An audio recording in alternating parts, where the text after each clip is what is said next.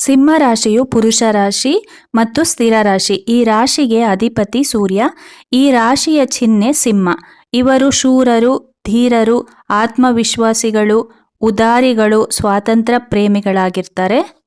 ಇವರ ರಾಶಿಗೆ ಅಧಿಪತಿ ಸೂರ್ಯ ಆಗಿರೋದ್ರಿಂದ ಇವರು ರಾಜನ ರೀತಿನೇ ವರ್ತಿಸ್ತಾರೆ. ದೃಢ ನಿರ್ಧಾರಗಳನ್ನು ತೆಗೆದುಕೊಳ್ತಾರೆ. ನಾಯಕತ್ವ ಇವರಿಗೆ ಜನ್ಮದತ್ತವಾಗಿ ಬಂದಿರುತ್ತೆ.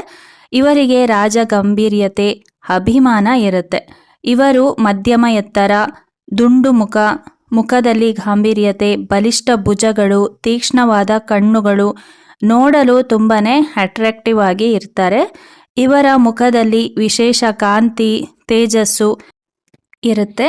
ಸಿಂಹ ರಾಶಿ ಸ್ಥಿರ ರಾಶಿ ಆಗಿರೋದ್ರಿಂದ ಇವರ ಆದಾಯವು ಸ್ಥಿರವಾಗಿರುತ್ತೆ. ಆದಷ್ಟು ಇವರು ಸ್ಥಿರವಾದ ಕೆಲಸ ಮಾಡ್ತಾರೆ. ಸಿಂಹ ರಾಶಿಯವರು ಹುಟ್ಟಿರುವುದೇ ರೂಲ್ ಮಾಡೋಕೆ ಅನ್ನೋ ರೀತಿ ಇವರ ಆತ್ಮವಿಶ್ವಾಸ ಇರುತ್ತೆ. ನಾಯಕತ್ವದ ಗುಣ ಇವರಲ್ಲಿ ಹೆಚ್ಚಾಗಿ ಇರುತ್ತೆ. ಸಿಂಹ ರಾಶಿಯವರು ಹೆಚ್ಚಿನವರು ಸರ್ಕಾರಿ ಹುದ್ದೆಗಳಲ್ಲಿ ಇರ್ತಾರೆ. IAS, IPS, ಹಾಗೆ ಮ್ಯಾನೇಜರು, ಡೈರೆಕ್ಟರ್, ರಾಜಕೀಯ ನಾಯಕರಾಗಿರ್ತಾರೆ, ನಟರಾಗಿರ್ತಾರೆ, ಉದ್ಯಮಿಗಳಾಗಿರ್ತಾರೆ. ಇವರ ಮಾತುಗಳು ಅಧಿಕಾರಯುತವಾಗಿರುತ್ತೆ. ಸಭೆ ಸಮಾರಂಭಗಳಲ್ಲಿ ಮುಖ್ಯ ಪಾತ್ರ ವಹಿಸ್ತಾರೆ. ಗುಂಪುಗಾರಿಕೆ, ನ್ಯಾಯ, ಕಲೆ, ಸಂಗೀತ, ಹಲವು ಕ್ಷೇತ್ರಗಳಲ್ಲಿ ಇವರು ನಿಪುಣರಾಗಿರ್ತಾರೆ.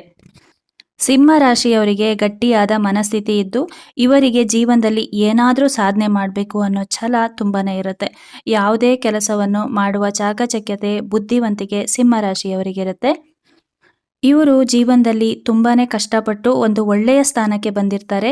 ಸ್ವತಃ ತಾವು ಕಷ್ಟಪಟ್ಟು ಲೋಕದ ಅಂಕುಡೊಂಕುಗಳನ್ನೆಲ್ಲ ಸಹಿಸಿಕೊಂಡು ನೋವನ್ನೆಲ್ಲ ನುಂಗಿ ಜೀವನದಲ್ಲಿ ಒಂದು ಹಂತಕ್ಕೆ ಬಂದಿರ್ತಾರೆ. ಇದರಿಂದ ಇವರಿಗೆ ಸಮಾಜದ ಮೇಲೆ ಒಂದು ರೀತಿಯ ತಿರಸ್ಕಾರ ಭಾವನೆ ಕೂಡ ಇರುತ್ತೆ. ಆದರೆ ಯಾರಾದರೂ ಕಷ್ಟದಲ್ಲಿ ಇದ್ದಾರೆ ಅಂದರೆ ಅವರಿಗೆ ಸಹಾಯ ಹಸ್ತ ನೀಡುವುದರಲ್ಲಿ ತುಂಬಾನೇ ಮುಂದೆ ಇರ್ತಾರೆ. ಬಡವರನ್ನು ಕಂಡ್ರೆ ಅವರಿಗೆ ಮರುಕ ಉಂಟಾಗುತ್ತೆ. ಯಾರಾದರೂ ಕಷ್ಟ ಅಂತ ಇವರ ಮುಂದೆ ಬಂದರೆ ಇವರ ಕೈಲಾದಷ್ಟು ಸಹಾಯ ಮಾಡ್ತಾರೆ. ಕೆಲವೊಮ್ಮೆ ತಮ್ಮ ಕೈಗೆ ಮೀರಿದ ಸಹಾಯ ಹಸ್ತವನ್ನು ಕೂಡ ನೀಡ್ತಾರೆ.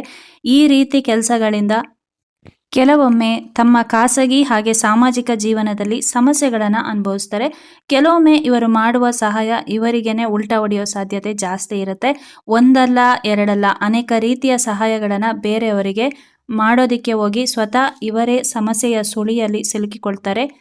ಕೋಪದ ವಿಷಯಕ್ಕೆ ಬಂದರೆ ಇವರಿಗೆ ಕಂಟ್ರೋಲ್ ಮಾಡೋಕ್ಕೆ ಸಾಧ್ಯನೇ ಇಲ್ಲ. ಅಷ್ಟು ಕೋಪ ಇವರಿಗೆ ಕೆಲವೊಂದು ಸಲ ಬರುತ್ತೆ. ಈ ಥರ ಆದಾಗ ಅವರ ಬಿಹೇವಿಯರ್ ಬೇರೆನೇ ಥರ ಇರುತ್ತೆ. ಇವರನ್ನು ಮೇಲ್ನೋಟಕ್ಕೆ ನೋಡಿದಾಗ ತುಂಬಾನೇ ಆ್ಯಟಿಟ್ಯೂಡ್ ಇದೆ ಅಂತ ಅನಿಸುತ್ತೆ. ಆದರೆ ಇವರನ್ನು ಹಲಸಿನ ಹಣ್ಣಿಗೆ ಹೋಲಿಸ್ಬೋದು.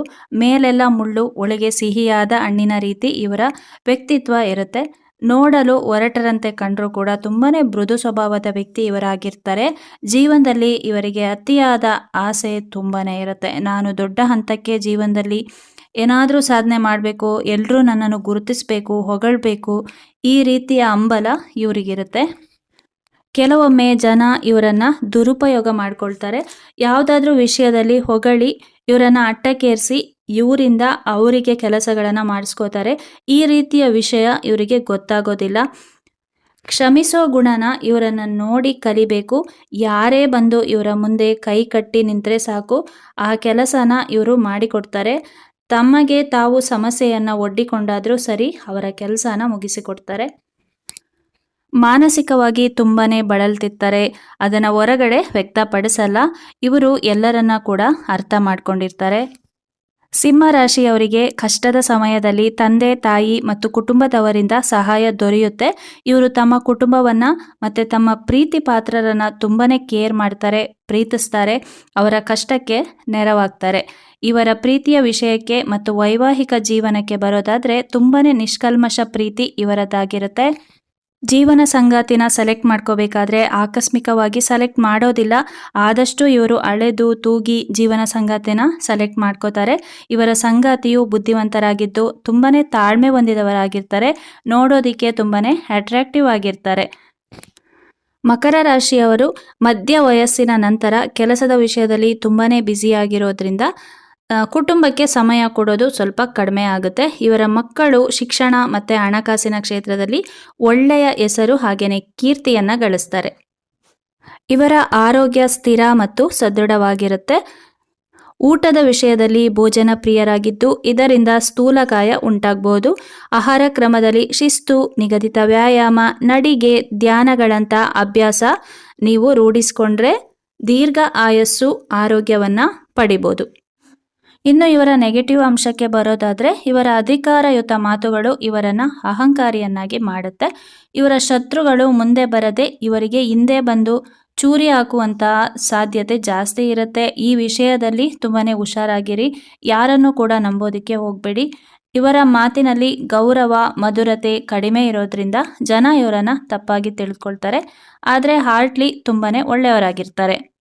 ಇನ್ನು ಸಿಂಹ ರಾಶಿಯವರಿಗೆ ಹಣ, ಅಂತಸ್ತು, ಖ್ಯಾತಿ ಬರಬೇಕಂದ್ರೆ ಗುರುವನ್ನು ಆರಾಧಿಸಬೇಕು. ನಿಮಗೆ ಇಷ್ಟವಾದ ಗುರುಗಳು ಅಂದರೆ ರಾಯರಾಗಿರ್ಬೋದು, ಸಾಯಿಬಾಬಾ ಆಗಿರ್ಬೋದು, ದತ್ತಾತ್ರೇಯರಾಗಿರ್ಬೋದು, ಇವರನ್ನು ಆರಾಧಿಸೋದ್ರಿಂದ ಉತ್ತಮ ಜ್ಞಾನ, ಕೀರ್ತಿ, ಧನ ನಿಮ್ಮನ್ನು ಹುಡುಕಿಕೊಂಡು ಬರುತ್ತೆ. ಹಾಗೆ ಸುಬ್ರಹ್ಮಣ್ಯ ದೇವರ ಆರಾಧನೆಯಿಂದ ನಾಯಕತ್ವ, ದೈವಗುಣ ಬರುತ್ತೆ. ಮತ್ತು ನೀವು ಸೂರ್ಯ ನಮಸ್ಕಾರವನ್ನು ಪ್ರತಿದಿನ ಮಾಡಿದ್ರೆ ತುಂಬಾ ಒಳ್ಳೆಯದು. ಯಾಕಂದರೆ ನಿಮ್ಮ ರಾಶಿಯ ಅಧಿಪತಿ ಸೂರ್ಯ.